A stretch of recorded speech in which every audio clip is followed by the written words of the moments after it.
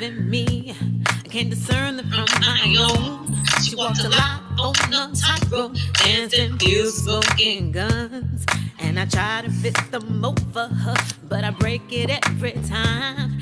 Can't seem to speak my mind. What's the use in trying? Reaching towards the ceiling to touch the sky. Wonder if I reach it, cause it's so damn high.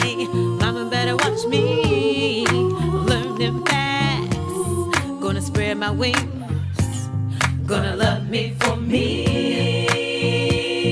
Yeah, yeah, gonna love me for me. Yeah, yeah, yeah, gonna love me for me. Yeah, yeah, gonna love me for me.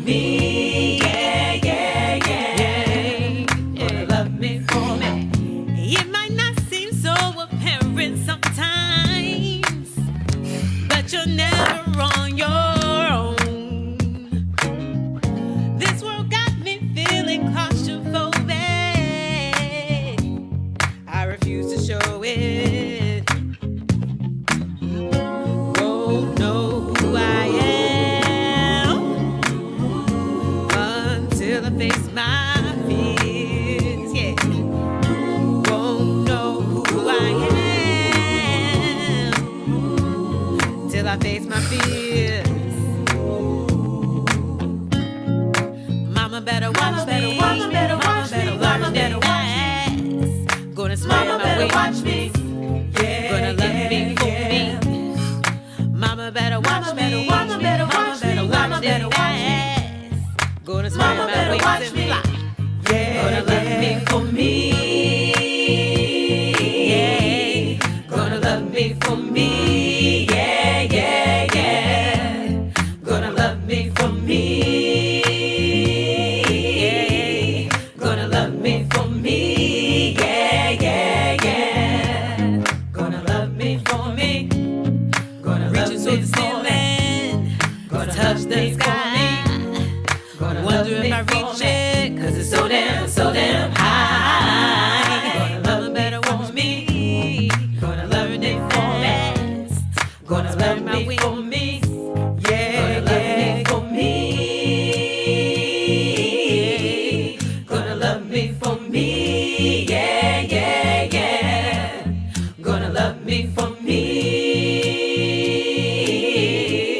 Gonna love me for me. Yeah, yeah, yeah. Gonna love me for me. Hello, beautiful people. It is so good to be here in this space with you. We are taking over Keep Liv'n again, Black Queer Love.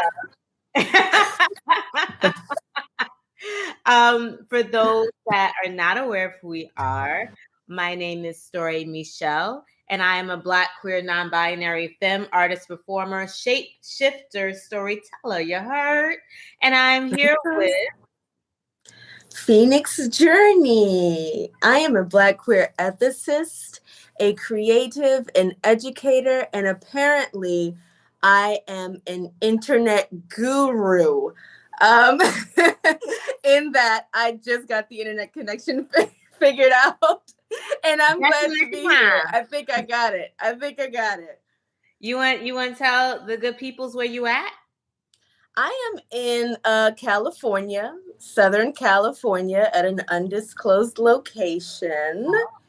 And I just love, personally, what this moment is teaching me. Can I share it with you, storäe Michele? Tell us something. Share it. You and I have been talking about this this topic of trust and what it means to trust another, But I'm learning right now what it means to trust a situation. Mm. And Mm. I think, at times we can sort of lose it and just be like, you know what? It's not working. I'm pissed off. I'm gonna just blow a gasket. Or we could trust that everything is gonna work out. And that's a hard thing to do, ain't it? I'm about to say, like, you kind of convicting me right now, convicting my spirit. Because I don't do well with situations that don't go the way I want it to go when I want it to go. I'm an Aries. I'm a little impatient, and I'm fiery. So I see the fire. fiery. I see the fire. Yes. But it makes me wonder. It really does make me wonder when we're thinking about trust. What is it that enables us to be able to foster trust in a given situation or with a given person or in a given moment, even toward ourselves? What it means to trust ourselves, right? What it means to trust our team, and what it means to sometimes just be like, I'm going to let it go. I'm going to let it unfold the way it needs to unfold. Mm-hmm. I'm going to entrust myself to my community, mm-hmm. and see where the chips fall.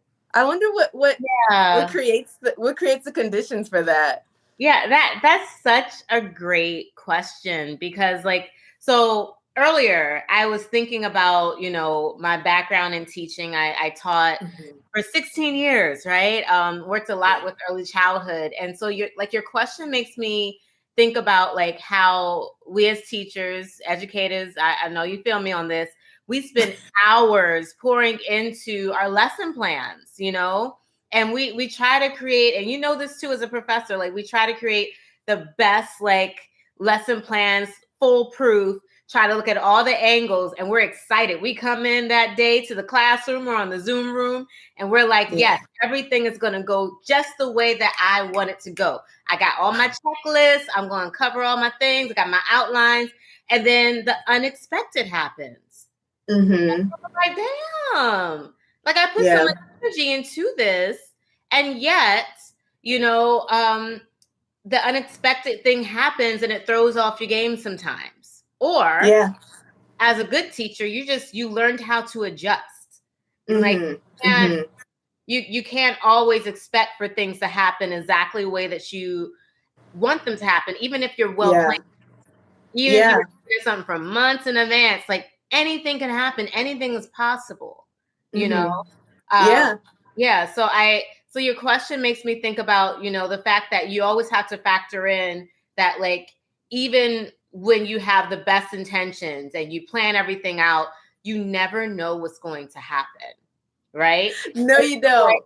Trust comes into a different molds of mm-hmm. articulation, because then you're okay, well, I gotta also trust that this might not go the way that I want to go, but that it will be for the good of the situation, that I can make it.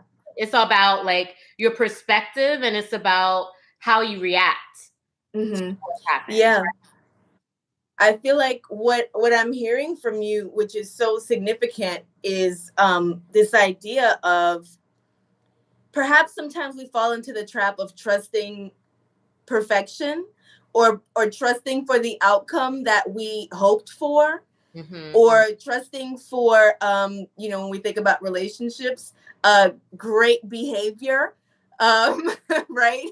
Those things that can make us feel safe or secure in relationship to another person. And I understand where that's coming from, but it makes me ask the question, what are we trusting in when we choose to trust?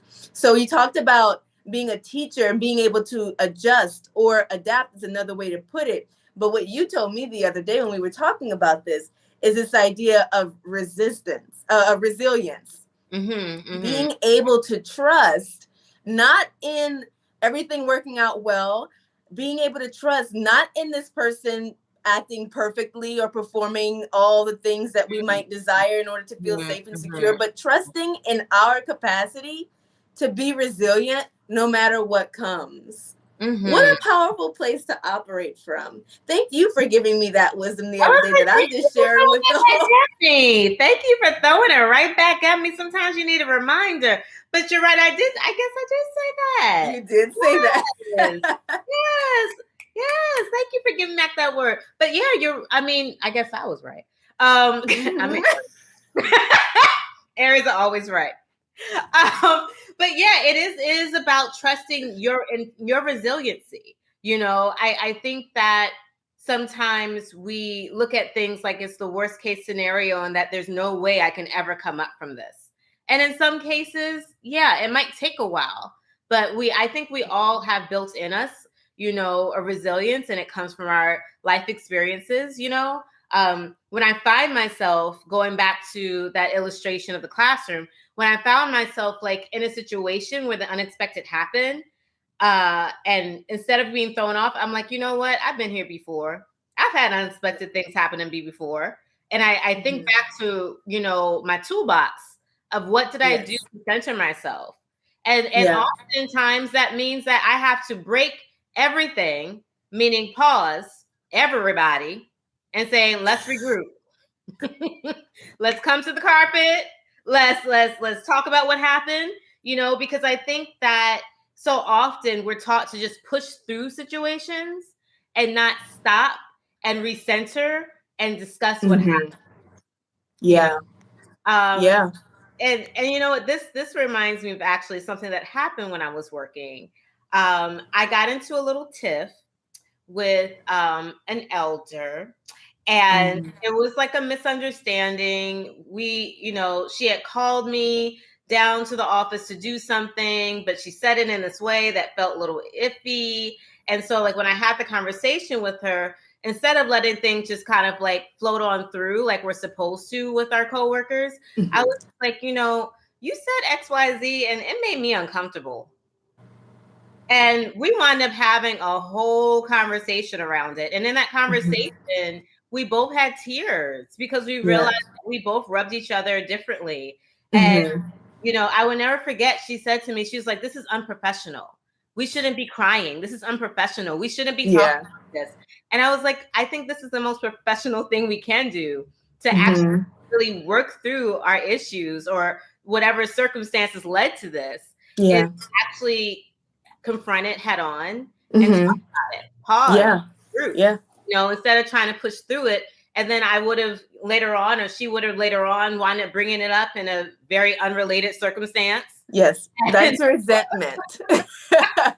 That's called resentment.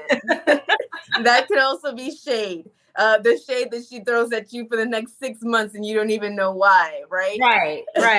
But what's so significant about what you said is this idea of confrontation.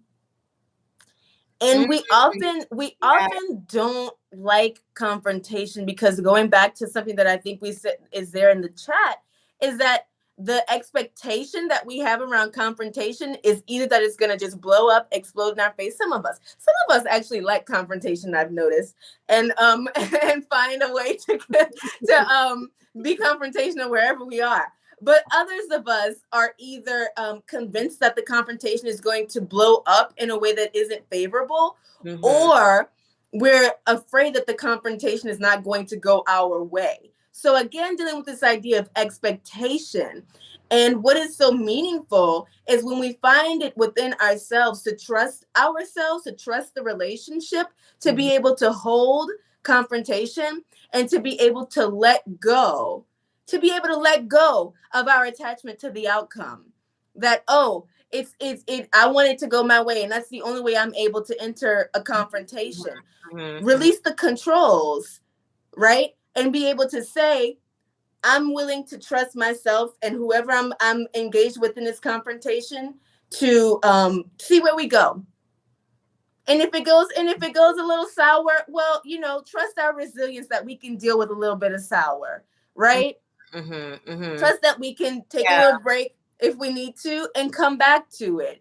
And I think there's something so meaningful about that courage it takes, like what you demonstrated with your colleague, that you were going to be working with regardless, right? So it's like we can either let this fester, or we can talk about it, right? And the trust it takes and the courage it takes to say, I'm going to jump into this burning circle.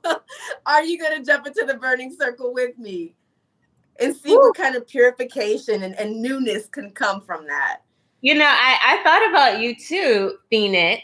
Because Phoenixes, you know, they have to burn up and combust in order to like become anew, become a new creature, to become wiser, to you know, reemerge, if you will.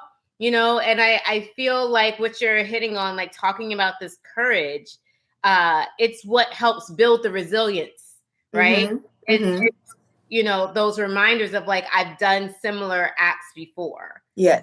And I even if the outcome was not what you expected it to be, it taught you something. Yeah. So I have a question for our lovely FreedomFolx. Yay. I would like everyone to take a moment to think about someone who has taught you something about forgiveness or healing. What gift did they give you? And how do you use this gift?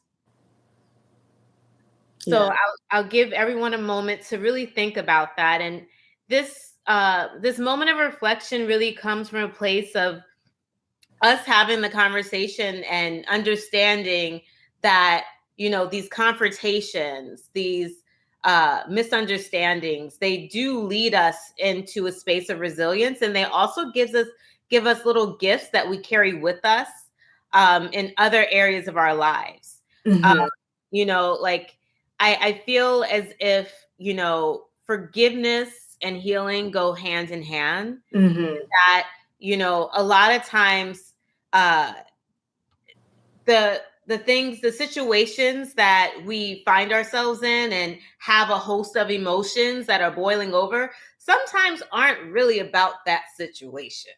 They might be it might be a trigger to something else. It might be a projection from somebody else. But in that moment, we are learning something new about ourselves and how we engage with others, and maybe even how we engage with those circumstances or people that led us to that point. If that makes sense. We learned something about all of that. In addition to, we learn so much about ourselves under fire, since fire is the theme for this evening. Fire. Right? And you referenced the Phoenix. And you know, there's a beautiful story of rebirth there. But I've learned so much from the Phoenix because, well, you know, I want to answer the question, and maybe our our audience will continue. But this symbol that has taught me so much about healing. When I think about the Phoenix, yes, there's this rebirth, but also sometimes I want to try to be a little less colorful with my language, but the Phoenix will burn this entire MFer down, including themselves, right? And it's like, what does it take? What does it take to trust that even as this entire, even if I enter into this space that feels like the point of no return, that feels like, wow, I really just destroyed everything. Wow, I feel like I'm lost. I don't know. I lost a sense of myself. Even through all of that, what I've learned is that endings are not endings. That's what the Phoenix. That's what the Phoenix has taught me. Yes. Even if I burn the entire MFer down, you know, there's still that opportunity. As long as I'm here rebirthing myself for more life. Endings are not endings. Whew. Yeah. Yeah, I mean, you hear that saying, when one door closes, another one opens, you know, and it is this thing about, you know, like you have to you know, like I learned so much from, you know, my plants. I'm a plant mama. I have a little plant over here. Yeah. You know, like pruning, Mm. you know, Yeah. is a sense of like loss. You have to sometimes let things die off for new things to emerge, you know. And I think sometimes we do think that endings are endings. Yeah.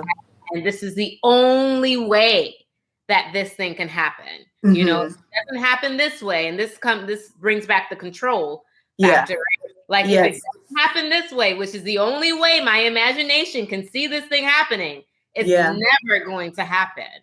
And it's a really scary thought, you know, because you know, it makes you feel like things are scarce.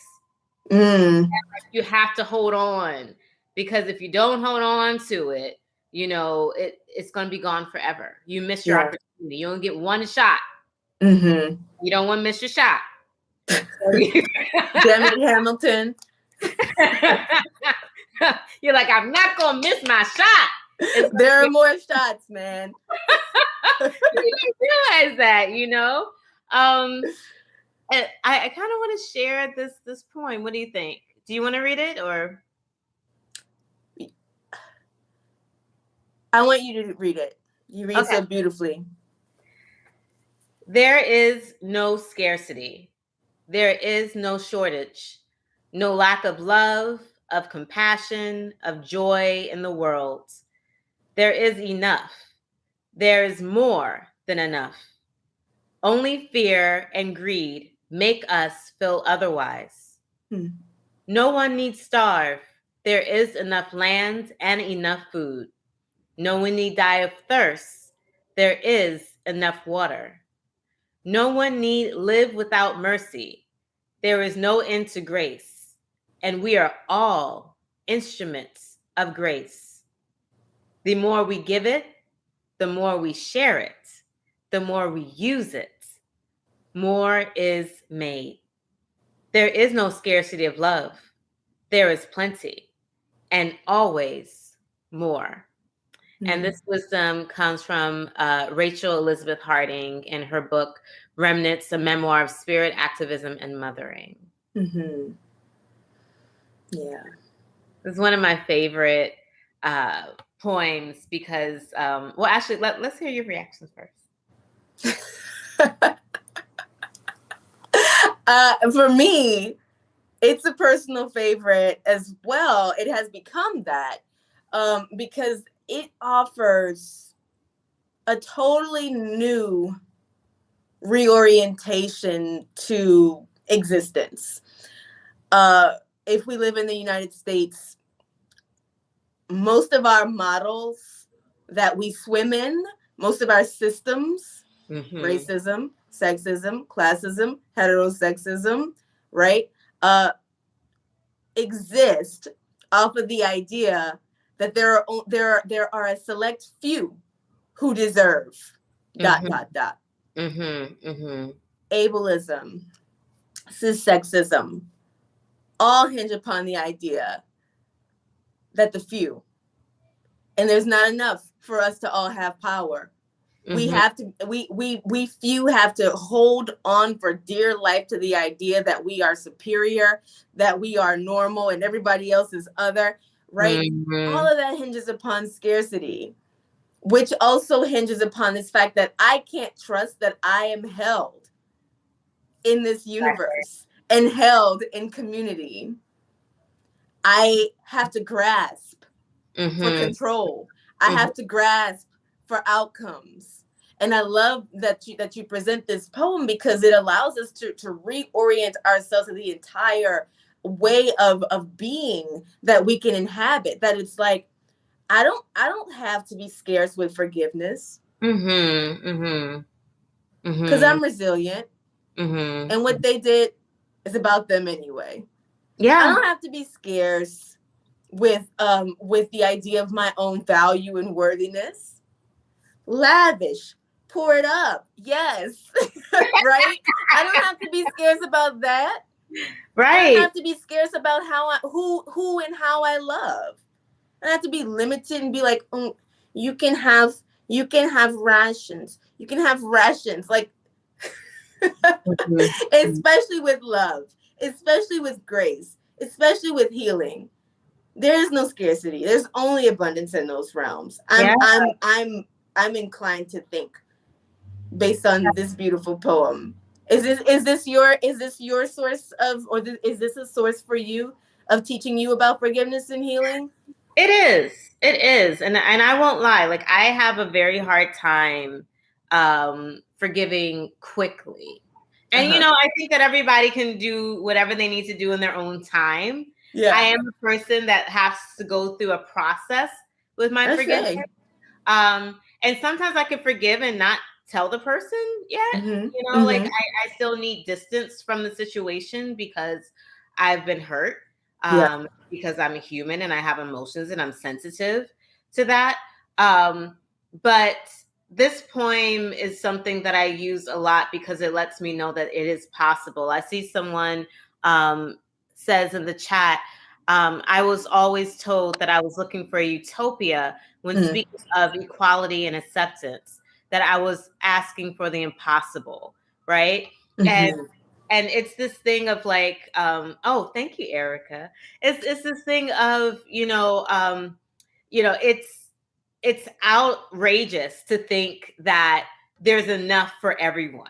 Because we have been, as you eloquently articulated, like, we have been socialized to believe that only a select few has access and can have access and should have access, and are worthy of access to these things. And that's not true. That's just not true. There is enough for everyone. If we actually believed in equity, right? Not just equality, but equity. And believed in giving equitable resources for all. And that is inclusive of love. That is inclusive of forgiveness and healing. Someone else, I think this is Brian, says, for me, it was about me forgiving myself before I could forgive others. We tend to get in the way if we don't look back at ourselves first. That is very true. Like, a lot of situations that occur, like, it is about self-forgiveness too. And that part of our capacity to, I may have mentioned this before, and it must be working on me. Part of our capacity to see someone else's shadow and not run away is the capacity to see our own shadow and not run away, to confront it, right? And to be able to be able to look our entire selves, not just the parts that we like, not just the part that everyone celebrates, right? You want the phoenix? You're gonna get the whole phoenix. Right? But being able to see our own shadows and be like, this is human. This is what it is to be human. No perfection here. Ain't no perfect person. Ain't nobody perfect under the sun. And you know what? It's a good reminder of, like, what growth looks like, right? It's not imperfection. Going back to my plant babies, sometimes they grow a little crazy looking. And I'm like, no, this is not the way you're supposed to grow. They just falling apart. If I leave for 2 days or so, then they just all over and they look all sad. And I'm like, no, I don't, and I learned that, we go through the same thing. Yeah. We go through the same thing. I don't always look fly. Sometimes I have my days that, like, I'm going through. I have to allow myself to have those days too. I hate to say it, but I think, like, social media gets us thinking, like, we gotta be perfect. We can only have perfect pictures, and we all fall prey to that.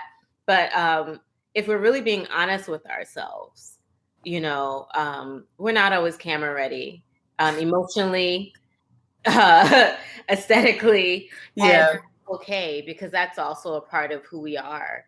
And as you say, like, the shadow parts of ourselves also make us who we are. And I do a lot of reclaiming, you know, as a way of healing those sides of myself, those parts of myself, you know, like I know you do this too, because we talked about this, but like sometimes I'll replay moments in my head and be like, oh, I wish I could have said this. Oh, I wish I could have done it this way. You know?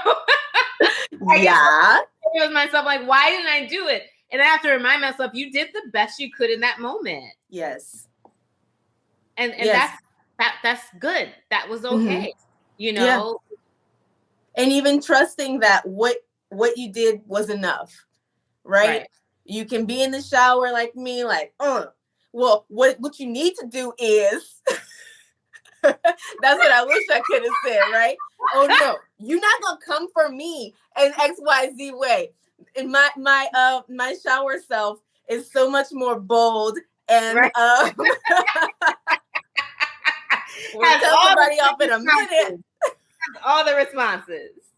Right. Popping up at everybody. That's all she do, the shower self. But the actual self, right? That person, I mean, who knows? In that moment, the grace that we gave might have been what that person needed. Who knows, right? But can we trust, right? And I'm not even saying what to trust or who to trust, but can we trust that how it's unfolding is going to be toward some good, or even trust our capacity to shape it afterwards towards some good that we might have in mind for ourselves and for our communities. Yeah. The good Dr. J. Hooper is dropping some quotes. I want to read a few. Okay. We were wonderful, but we were not flawless. We knew excellence because we knew failure. We were human beings. That comes from Daniel Black in The Coming. You know, I love my Daniel Black. Yes, Daniel Black. There were a few more that I want to go back to. Of course. You want to fly, you got to give up the shit that weighs you down. Toni Morrison, Songs of Solomon. Shout out to Toni Morrison. Shout out to Toni. And then we have one last one from Bell Hooks. Trust is the heartbeat of genuine love. And we trust that that the attention our partners give friends or vice versa does not take anything away from us. We are not diminished. What we learn through experience is that our capacity to establish deep and profound connections and friendships strengthens all our intimate bonds. I love that imagery. It's reminding me of like a I've seen before. Say if we have two fingers like this, right? And you put something on top, it might not be able to hold up whatever that thing is. You put some more. Let's put 4 fingers, right? It becomes stronger. 3, stronger. 4, stronger, right? And it's like the more the better. Is that not a little cliche? It is a well-known quote, but I mean, I think there's something meaningful about that. Absolutely. Right? Because that creates a greater network of interdependence. It creates a greater network of sustainability. Right? It's not just this one-on-one and pour out, pour in, which can get a little tiresome. Right? Yeah. But if we disperse that energy, disperse that power, how meaningful can that be to create a more alive ecosystem. One of my best friends, Jorge, he loves to talk about ecosystem. I mean, I was already there. I was like, yes, yes, like thinking about like the roots of trees and how like they have a whole network down there and they hold each other down. Like, if one of the trees start leaning some roots from a fellow tree, who does that? Is it the oak? Or I don't know. It's a certain species of tree, or maybe it's all the trees. I'm not sure, but they communicate underground and they hold each other down. You know, I think it's all of them. It might be, it's probably. And the mushrooms are in on it. Yeah. You know, I Our have a mycelium figure out friends. mushrooms. I know, so gross, but I love them. So they're amazing. I love mushrooms.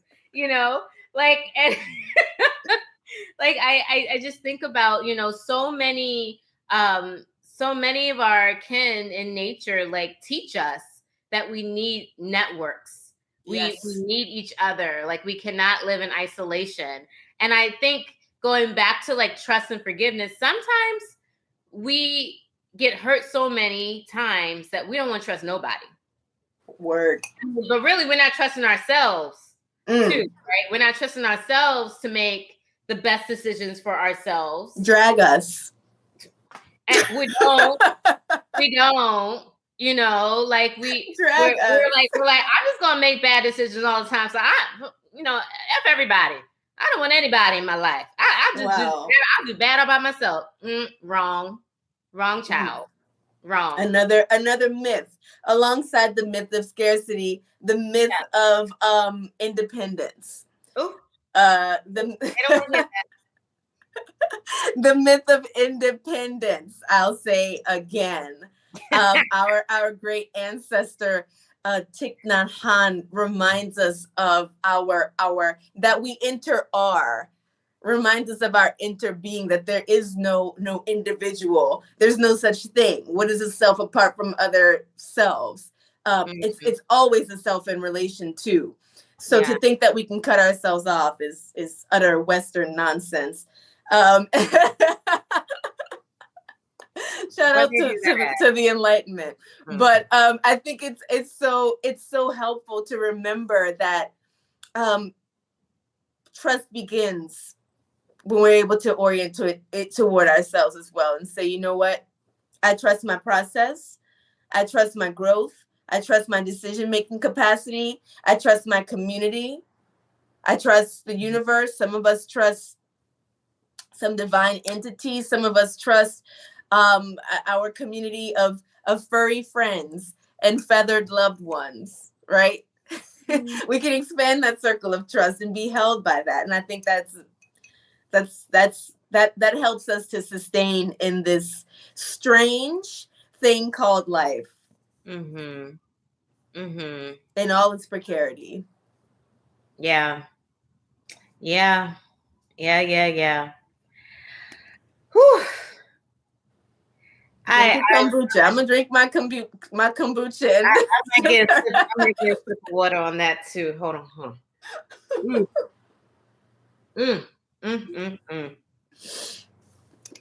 Yeah. Like, it just hit different when you hear it like that, you know, like we have control over our own healing. You know, I think I kind of talked about that last time. Like, we can only control ourselves and how we react to things, right? And it does take a certain type of courage to say, I've been hurt so many times in the past. How can I ever love again? Yeah. How can I ever let down my guard? Yeah. To open myself up and to, trust someone again. But I think, in the way that we're talking about it now, it's more about how can I trust myself to make the best decisions for myself again? Because people are going to be people. People are people. People be peopling. People be peopling. They're going to get on your nerves. They're going to hurt your feelings. Yeah. But you have to trust yourself enough to be like, you know what? But if it happens again and it's too much for me, I can see my way out of that situation.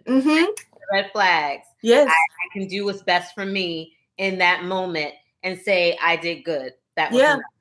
And that's what it is to be human. And that's what it is to be like, not committed to this process of flawlessness, but of humanness. And what you're saying also reminds me of that India Arie quote that Justice can pull up for us. And I'm just going to be transparent and say what a source of wisdom you are for me. Because, the other day we were on the phone and I asked storäe, because storäe is, I think, a person who has cultivated a great deal of empathy for humanity and apparently, empathy for themselves to be able to say, you know what, even if I have made challenging decisions that were poor or that challenged myself, I'm able to pull myself out of this. And I asked storäe in a moment of vulnerability, like, how do you know who to trust? How do you know who to trust? And storäe was like, I don't be thinking about that. I don't know. I can't control what people do. I don't know who's going to be trustworthy and who's not. I can't burden myself with the energy it takes to try to suss people out at such a high level, right? You use your discernment, right? Use your discernment. Use your intuition. I'm not saying not that, but like, we're not saying not that, but like being able to say, even if this person turns out to be trash, I'm able to withstand it. I can still go on. And it's not about what somebody else does or doesn't do. And when India Aries says, she says, our healing is in our hands, but we carry the weight of the world on our shoulders, and we have this capacity to let it go. And one day, as we let it go inch by inch, one day we will see that we've set ourselves free. I effing love that song. Yeah, she says, just let it go inch by inch. Just let it go and do it again. And do it again. Let it go. One day you'll see. Just let it go. Set yourself free. One day you'll see. You set yourself free. See. And then at the end, she says, the healing is in your hands. Here's the lyrics. Can you read them, storäe? Yeah. You've been through so much, so many ups and downs. You've given your love, but never liked the way it turned out. You closed off your heart and you carried the weight like a million rocks on your shoulders. But you don't have to wait for an apology or for someone else to make amends. Okay. Woo! When you can remember that the healing is in your hands. Woo! Just let it go, inch by inch. Just let it go and do it again. Just let it go. One day you'll see. Just let it go. You set yourself free. I wish we could play the song. Just let it go. Inch by inch. Just let it go. And do it again. Yeah. Do it again. Yeah. What? Not just once. Not just like, okay, I did it and it's fixed, right? No. Do it again. And do it again. Mm-hmm. And inch by inch. And one day you see, oh my God, I'm practice. It's a practice. Yes. You do it once and then feel like, oh yeah, I got this. You got to do it again. Yeah. And again. Yeah.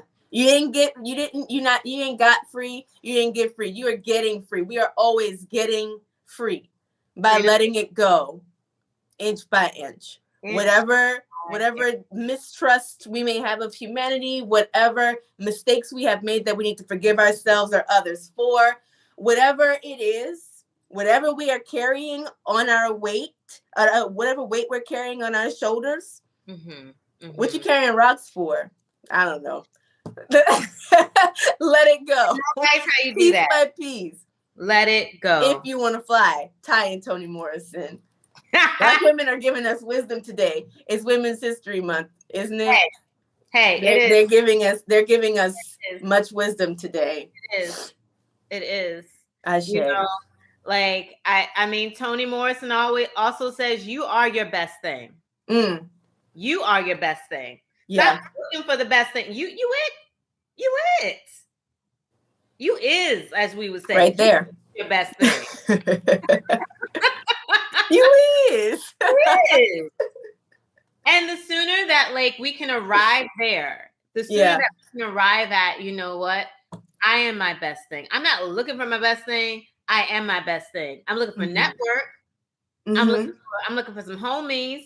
I'm looking for some chosen family. I'm looking for some partners, on this journey. Yeah. But I am my best thing.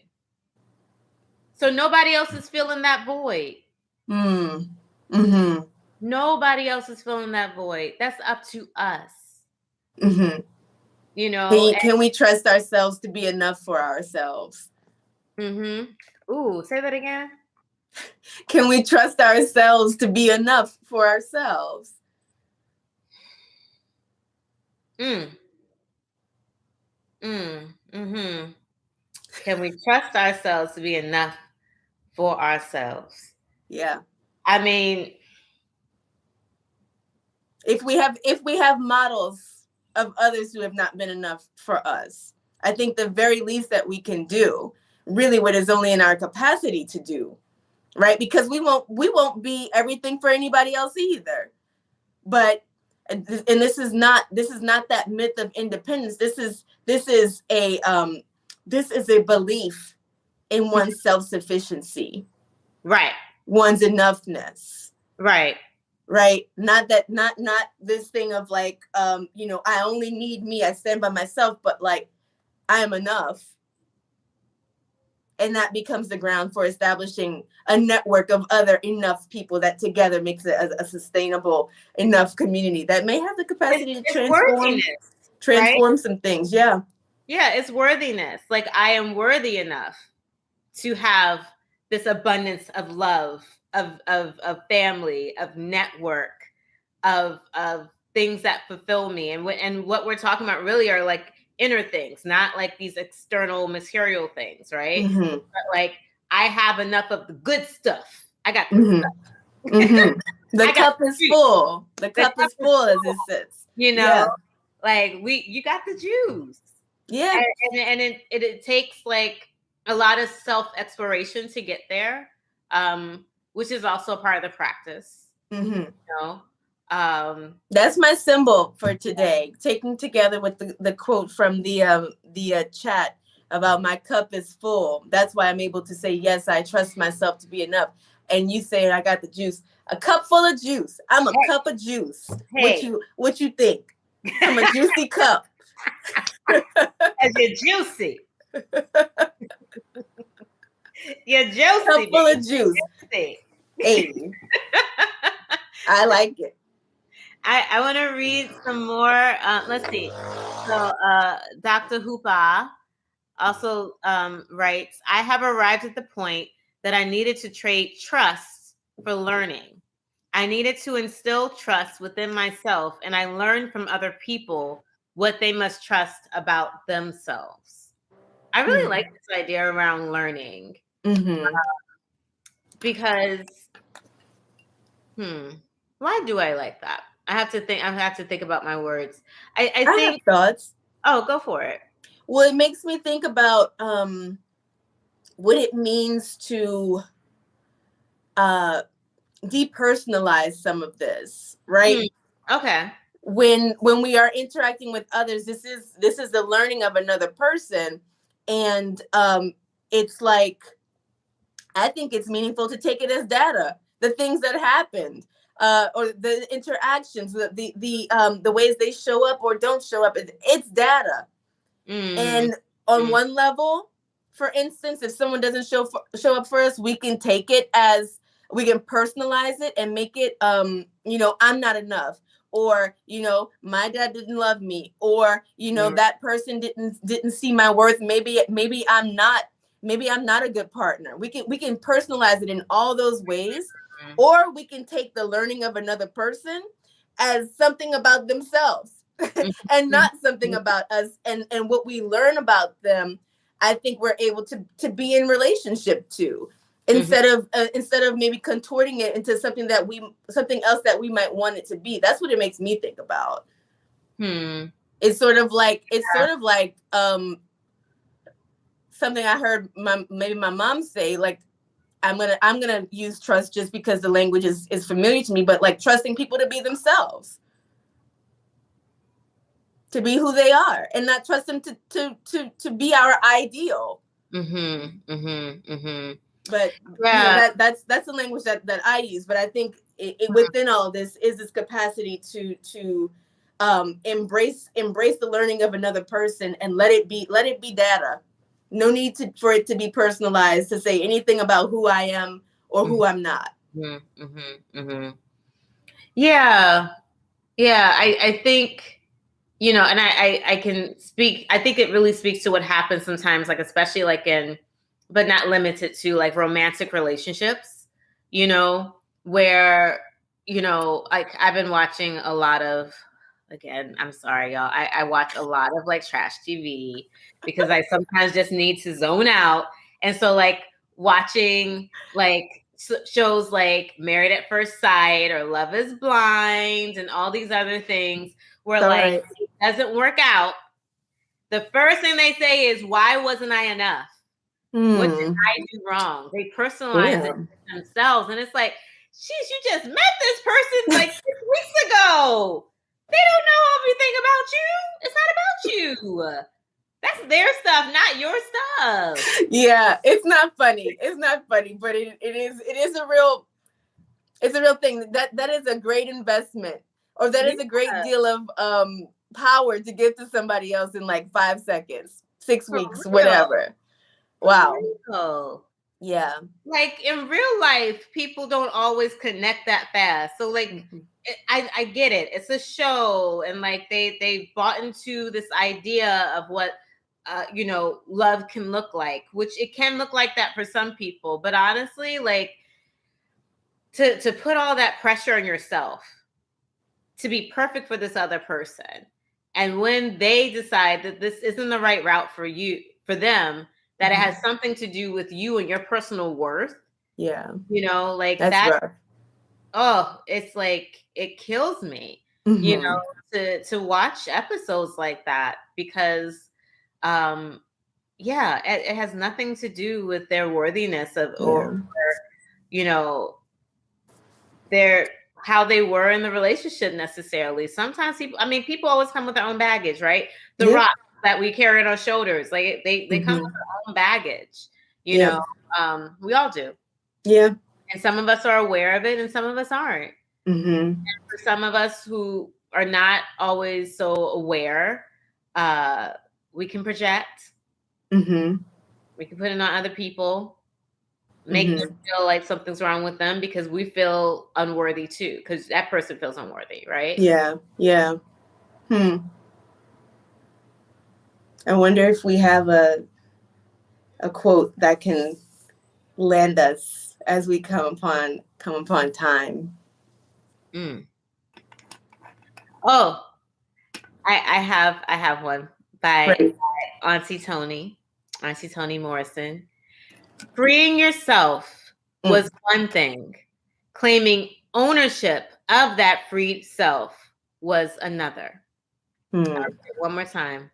Freeing yourself was one thing. Claiming ownership of that freed self was another. That's Auntie Toni Morrison. Another Black femme ancestor. So claim ourselves. That's what I'm gonna say. Claim your freedom. Claim the free self. Don't wait for nobody to free you. You free yourself. Free yourself. Ashe. By what? Letting it go. Ashe. Inch by inch. Inch by inch. Small increments. Inch by inch. It all adds up. Ashe. Well, thank you all for hanging out with us. We will be back later this month. And you have any last words?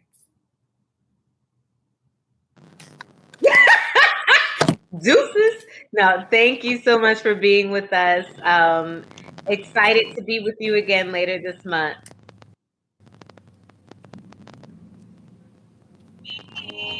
Gonna love me for me. Yeah.